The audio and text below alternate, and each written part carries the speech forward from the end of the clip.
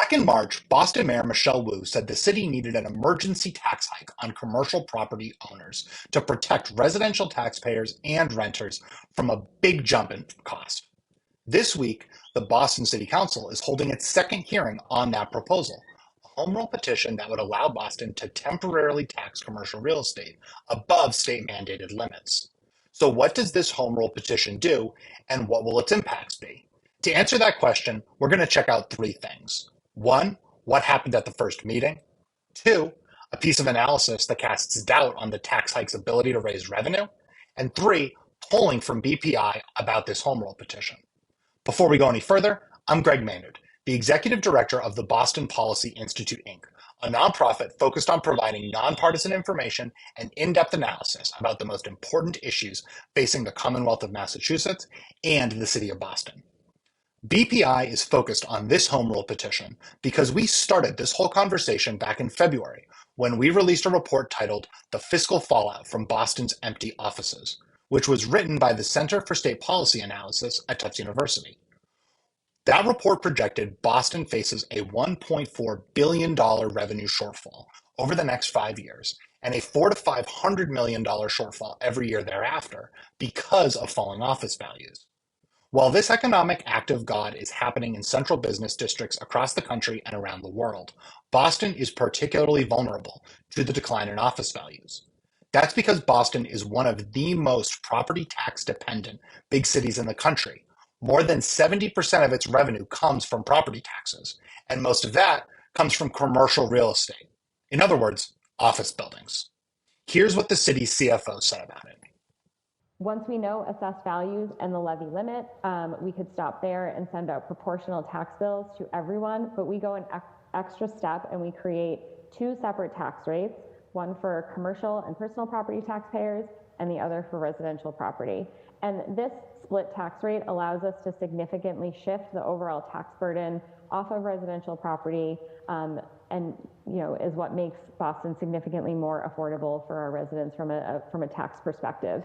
And the amount that we are allowed to shift from residential to commercial is capped by state law, and that cap is up to 175%. And the mayor and the city council have historically chosen to maximize that shift, and we are presently at that 175%, and that will become important as we talk through the proposal we have here today. That 175% number is why Boston is dependent on office buildings' property taxes. Commercial property, which office buildings are a big part of, only make up about 1/3 of the city's taxable property value, with the other 2/3 of the value coming from residential property. But because commercial property is taxed at 175% of residential property, revenue from commercial property taxes makes up about 2/3 of the property tax revenue in Boston.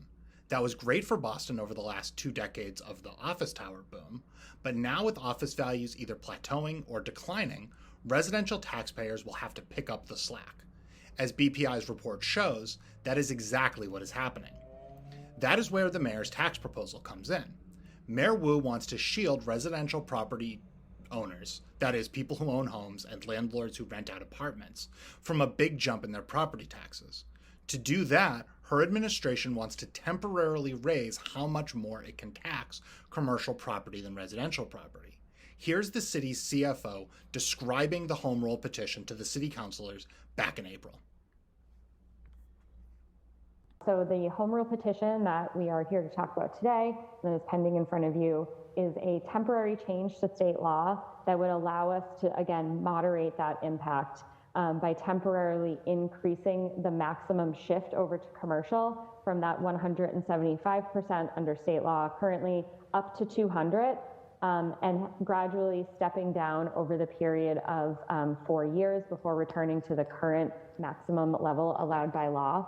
And the point of doing it this way, it gives us a little bit of time to absorb those changes in commercial values so that it's not all hitting at once. We're not seeking to make a forever change. We're simply seeking some additional flexibility to allow us to smooth in that impact over a period of time and avoid dramatic rate shocks for our residents. One of the big questions that councilors and the public had was what would the impact of this tax hike be? Unfortunately, the administration officials at the hearing in April weren't able to answer that question. Here's an exchange between Ways and Means Chair Brian Worrell and the city's chief of assessing. In 5 years before COVID, our total commercial property value grew 11% on average year on year. The rate of growth since COVID in total commercial property value has been 5% on average. We are long past, the boom times before COVID, but what level of commercial property value growth or decline does the city forecast over the next 5 years?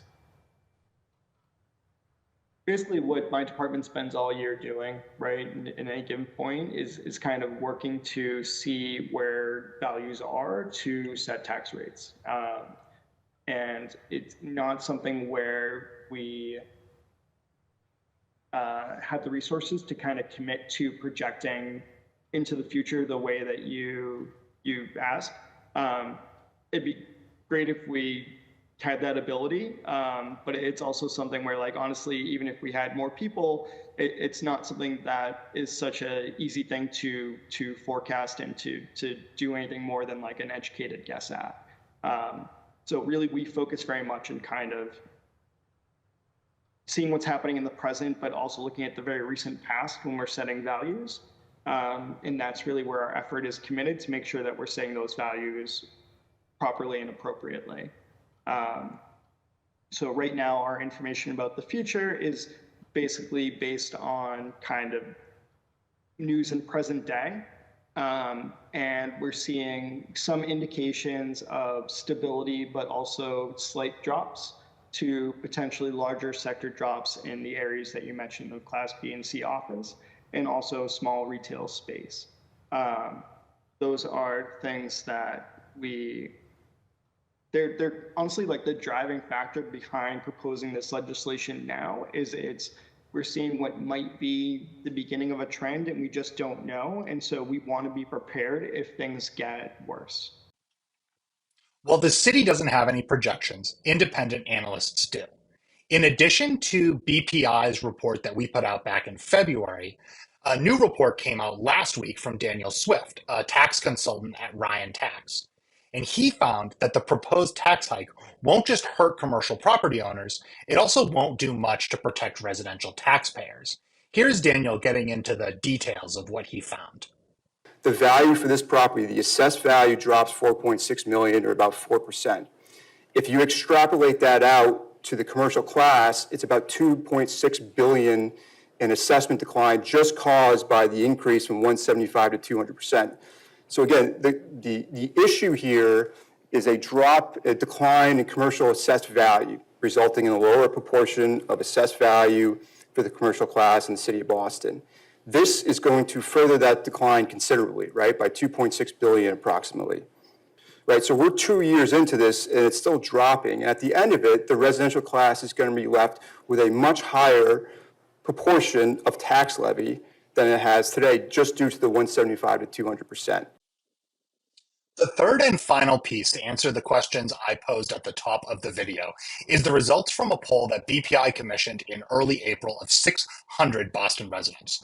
The poll was done by pollster John Della Volpe and his company Social Sphere Inc. You might have heard of John. He is the director of polling at the Harvard Kennedy School's Institute of Politics. Here is John on the poll question about this home rule petition. It's related to COVID-related tax implications, revenue implications. So here the question was informing folks that the pandemic brought changes, of course, in terms of how and where people work. As a result, some experts say that the tax revenue from commercial real estate properties could decline in the city of Boston. Instead of cutting city services or increasing the tax rate on residential properties to make up for lost revenue, the mayor has proposed increasing the tax rate on commercial properties.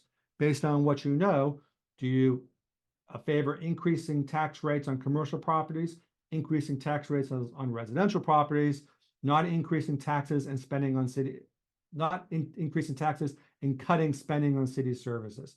And what I would say here is there's not necessarily a clear consensus on offset the lost tax revenue. However, voters were pretty clear that they don't see raising residential property taxes as a viable option at this point. Pretty consistent throughout of these groups, I would say. This poll has been covered in the press and the results are publicly available. As you heard, raising residential taxes is not a viable option for Boston residents. And that is going to be in the front of mind for city councilors as they go into this hearing and decide how to move forward on this home rule petition and on the broader budget issues facing the city of Boston. Now that covers what this home rule petition is and the possible impacts of it.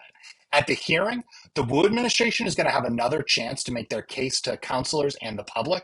And we're also going to get a chance to hear what they think about the analysis from Daniel Swift and some of the other public analyses that have come out over the last several weeks about this home rule petition and some of the other budget issues the city is facing.